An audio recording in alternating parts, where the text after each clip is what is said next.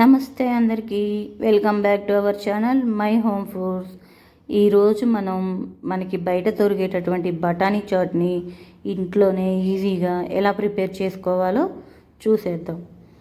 అందుకోసం నేను 1 కప్పు బఠానీని ఉదయం నానబెట్టి తీసుకున్నానండి. ఈ బఠానీ అనేది మనకి 5 to 6 అవర్స్ నానాల.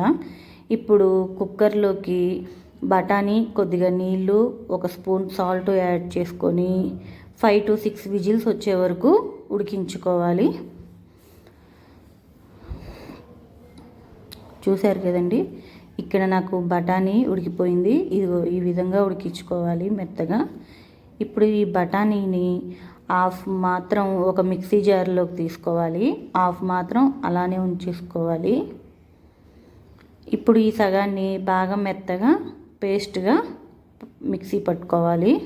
ఇప్పుడు స్టవ్ మీద ప్యాన్ పెట్టుకొని 2-3 స్పూన్ల ఆయిల్ వేసుకొని అందులో 1 టీ స్పూన్ జీలకర్ర వేసుకొని వేయించుకోవాలి. ఇప్పుడు ఒక పెద్ద ఉల్లిపాయని కచ్చా పచ్చాగా కట్ చేసుకొని వేయించుకోవాలి. అలానే 1 టీ స్పూన్ అల్లం వెల్లుల్లి పేస్ట్ వేసి పచ్చి వాసన పోయేంత వరకు వేయించుకోవాలి. 2 పెద్ద టమాటాలని ఇలా ప్యూరీ చేసుకొని వేయించుకోవాలన్నమాట. ఈ మిశ్రమం అంతా పచ్చి వాసన పోయేంత వరకు వేగినాక ఇందులో చిటికెడు ఉప్పు, చిటికెడు పసుపు, 1 టీ స్పూన్ కారం, టీ స్పూన్ ధనియా పొడి, టీ స్పూన్ జీలకర్ర పొడి, half teaspoon chaat masala వేసుకొని బాగా వేయించుకోవాలి. ఇప్పుడు ఇందులో మనం ముందుగా తీసి పెట్టుకున్నటువంటి బఠానీని వేసుకొని బాగా కలుపుకోవాలి.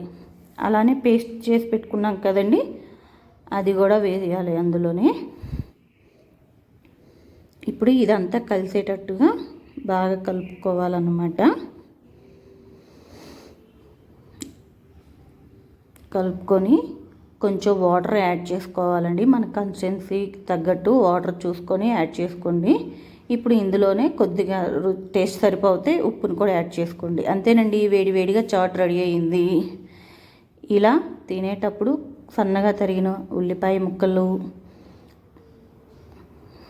ఇష్టమైతే టమాటా ముక్కలు 4, అలానే కొద్దిగా కొత్తిమీరను, సన్న కారపూస ఉంటుంది కానీ అది కానీ, లేదంటే చిప్స్ని కూడా స్మాష్ చేసి వేసుకోవచ్చండి.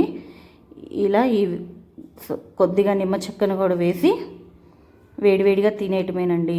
ఈ చాట్ ఆరిపోతే గట్టిగా అయిపోతుంది కాబట్టి మళ్ళీ వడ్డించుకునేటప్పుడు కొంచెం వాటర్ పోసుకొని ఉడికించుకొని వడ్డించుకోవటమే.